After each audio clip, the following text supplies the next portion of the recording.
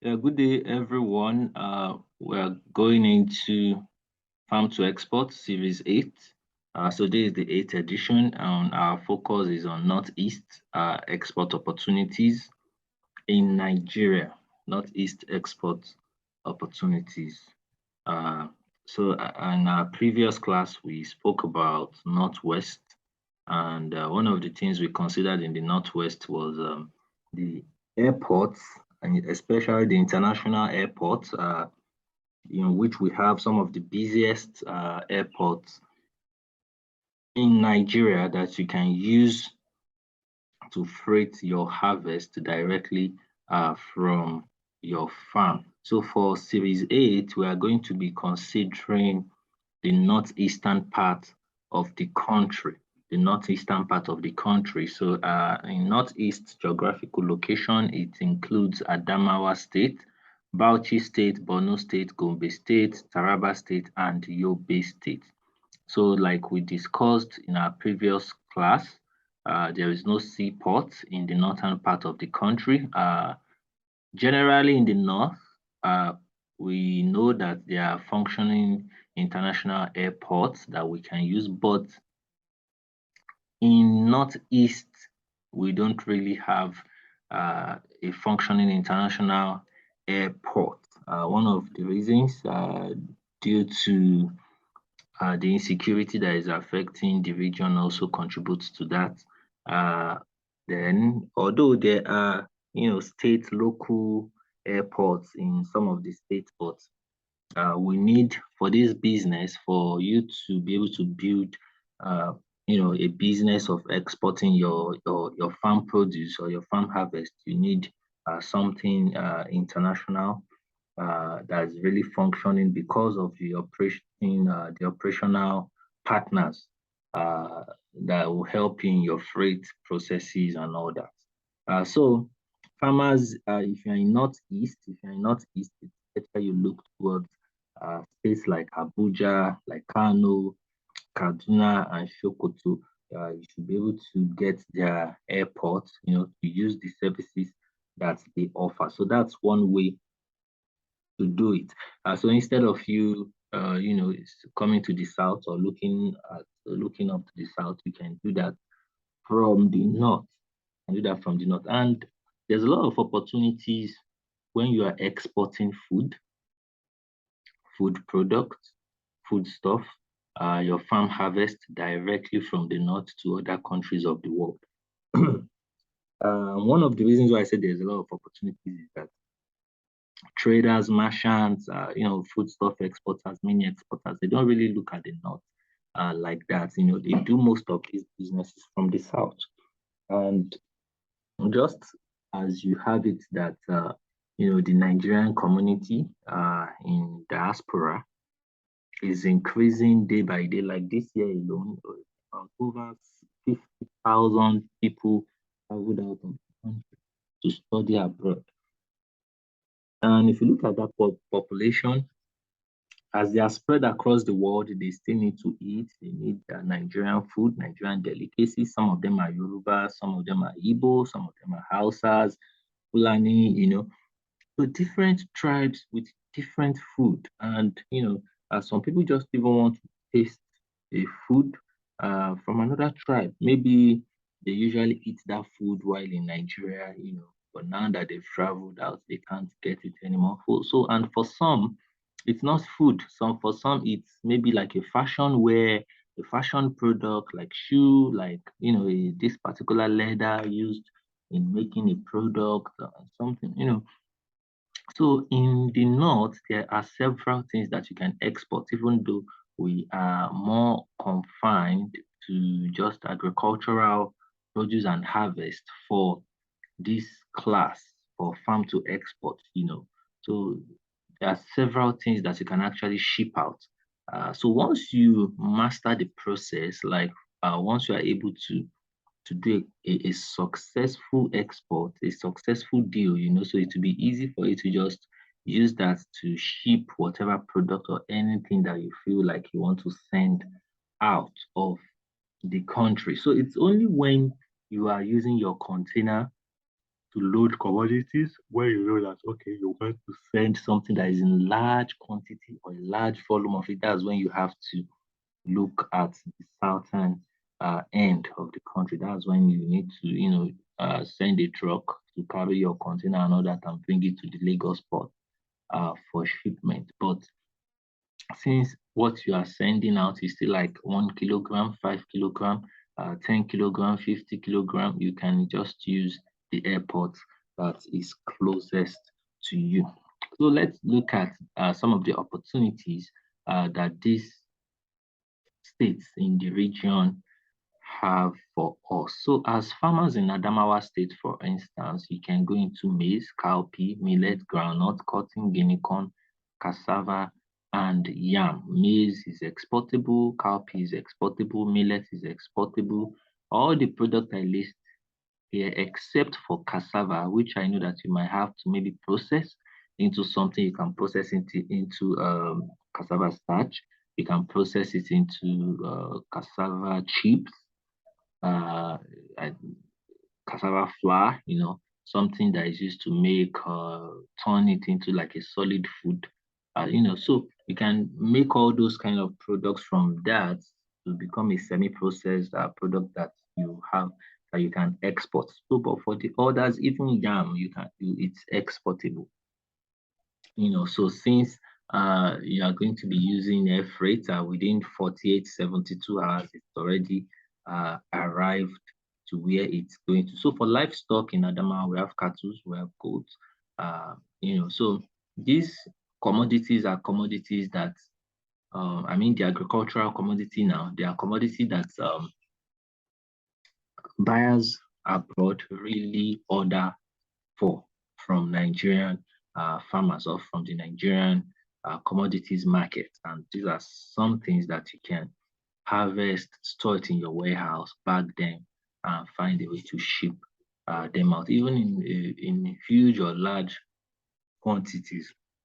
Also, that's very acceptable. So let's look at Bauchi State.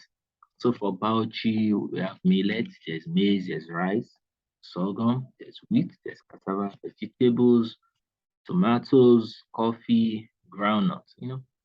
One thing about Nigeria is that Nigeria is very blessed. We have, good land, arable lands for growing our food. We have several metals, mining, metals, commodities. We even have precious stones, and very important, liquid metals too in Nigeria. So Nigeria is really blessed and a very good region to really get all these commodities is the north. Is the north. So the north is really, really, really important. If you are there, if you are farming there, if you are exploring from there, if you are trading from there, if you are doing a lot of things from there, so all you just have to do is to make sure that you create that structure that allows you to to take your product from there to your buyers, oversee, to be able to, you have to create that system, that structure in your company, your business, no matter how small your farm is. As far as you can, listen to this class, to this session right now, because you are using the internet. You are able to use the internet to actually listen to this class. So as far as you can do that, you can also use that same internet to create necessary structures and system in your farm, in your company, so that you have a readily available buyers or importers for your product. So for livestock and meat, we have cattle, we have goats, we have sheep. And so Borno State, in Borno, there's maize, there's yam, there's cassava, there's sorghum, there's cowpea, there's millet, sweet potato, rice, vegetables, gum arabic, ginger in Borno State. And for livestock and meat, we have cattle, goats, poultry, sheep, rabbit. Borno is actually a diverse community when it comes to agricultural products and livestock. Even though currently a lot is not really going on in Borno State due to banditry and insecurity, which has really affected a lot of farmers, and farmers can't really go to their farm to farm and do much like before, but it used to be a very great place for farming and for agriculture. And I know it's still going to do fine in the nearest uh, future. So if you're in Borno State, if you're looking at, if you're able to, to operate, looking into the logistics and all that, and you are able to, do one or two things. So these are areas that you can go into, you can plant and you can process for immediate shipment in the nearest northwestern states around you. So Gombe State, for Gombe State, we have gum arabic, we have kenaf, we have sugarcane, sunflower is in Gombe State. We used to have a lot of sunflower in the north also, but due to insecurity, the production of sunflower has really, really reduced because when the Russian and the Ukrainian, when the Russia-Ukraine wars actually started, the demand for sunflower oil across the world shoot up because a lot of this product comes from around that region. So the demand actually increased, and even we in Nigeria, we couldn't really, key into that demand, because of what we're actually experiencing at our own end. But sunflower is one thing that we also get from the north, from Gombe State. We have rice, maize, cotton, groundnut, guinea corn. From Gombe State, there's poultry and there's cattle also in Gombe. Then for Taraba, we have millet, there's sorghum, there's cowpea, there's groundnut, cotton, cassava, seasoned maize, rice. So all these on the list also are all commodities or products that you can export out of the country, that you can even export directly from your farm. You can move them directly from your farm. Then Yobe State, we have groundnut, we have cotton, we have rice, we have sesame seed, we have gum arabic, there's millet, there's cowpea, and there is beans. And there's beans. So apart from beans, which I know that because most times the beans we produce here, we've not really come to that place, where we can comfortably export beans and it won't uh, be affected or contaminated by weave. So oftentimes that we've exported beans now, it spends about, let's say, 30 to 40 days on the ocean. By the time the container is opened over there, there will be weevils and all that inside the beans. So if you are planting beans as a farmer, try to do your research into um, beans, or let me say seeds that have been scientifically processed to make sure that the product from it or the produce, the harvest from it will not be spoiled by weevils or other insects. They are actually maybe weevil resistant uh, seed before you go into the cultivation of that kind of beans, so that when you are exporting, apart from maybe you are doing the normal or air freight where you go to the airport and you take your shipment. If it's through the sea or ocean, you need to get something that is resistant. The exportable products to consider for northeastern farmers is soybeans, sesame seed, groundnut, maize, cotton, rice, gum arabic, dried split ginger. So when you look at this list and compare it with the northwestern region, it's almost like it's just the same thing. So you can export these raw, processed, semi-processed, depending on the client you are also shipping to. If you look at your side, you'll see that I actually put in something like a series of class that you can listen to on YouTube, that you can watch, how to commercialize locally produced and branded food stuff. So some of these products that are listed, you might want to process it in your own way. You might want to add one or two things just to create a unique product for your business, for your company. But how do you commercialize such? How do you do it that it becomes a sought after in Nigeria and in the diaspora also. So that's what this class teaches. So you can watch it on YouTube on this channel. It's also there, how to commercialize your locally produced and branded food stuffs. So operational structures in Northeast, in the Northeastern, you still have the Export Promotion Council is there, the Customs Services are there, the CAC is there, National Avian Handling Company, NACO. I don't really know about SACO, but I'm sure NACO is also around in the Northeastern area. So you just have to find the partners or the logistics companies that will help your business to to perform easily so that you can work with them so if you can put all that into place it's going to be very easy for them to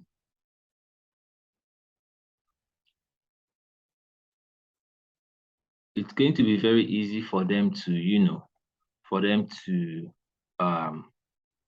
work hand in hand with you. So let's say maybe you harvest on Monday, you wash the harvest, you process, you seal it into nylon, label it and all that. By Tuesday, you want it to be at the the logistics office where it's going to be shipped, because some of these things are perishable goods now. You want to be very fast.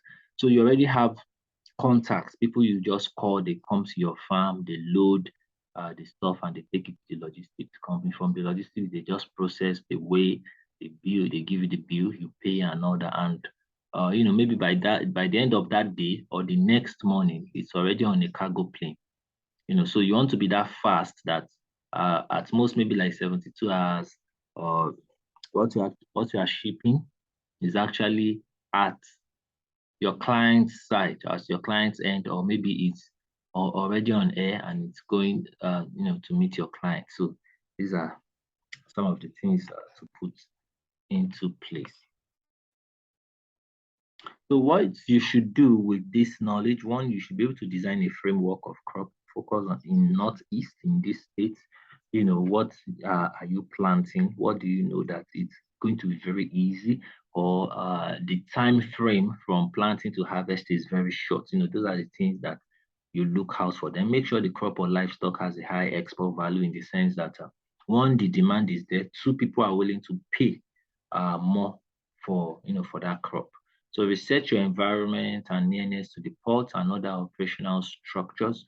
So you want to look into those operational structures and logistics. Logistics is the most important part.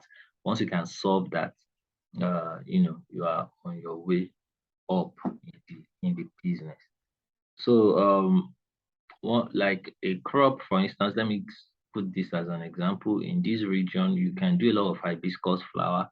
And this hibiscus flower, you already know that Nigerians have a particular unique taste for zobo drink, and the zobo drink is made with hibiscus. You can do this hibiscus, maybe 500-gram product or 1 kilogram product, and you ship it to Nigerians in the diaspora. Even other Africans also might even buy into it, and before you know it, you have another that is placed, a total to be making like an export total of maybe 500 kilogram, every week, on this kind of product. So that's one way to look at it. Then put structures into place to attract the right export buyer. So like I said, use your internet, use your mobile phone, use your laptop, put the right structure, let people know what your farm is all about, let them know the country you are targeting to export to, let them even know when you are going to harvest and when your first shipment will leave, so you can set all these dates there to make your prospective buyers know that, oh, this is someone that is serious and I can do business with, I can transact this order with. Then schedule your farm process and journey, so that from planting stage to processing to harvesting and all these stages, it won't take you too much time. Everything will just go as planned. One thing, I wrote a book called A to Z of Mini Exporting: How to Build a Multi-Million-Dollar Empire Exporting Foodstuff. For me, there is a particular benchmark that I do every year when it comes to exporting foodstuff, and I can tell you that I've made hundreds of thousands of dollars from exporting foodstuff through ocean and through air. And the demand keeps increasing. Like this year, for instance, as we are entering into 2023 now, from 2023, between 2023 to let me say 2030, you will see the demand. It's going to be a very huge demand for spices products, products used to making soup.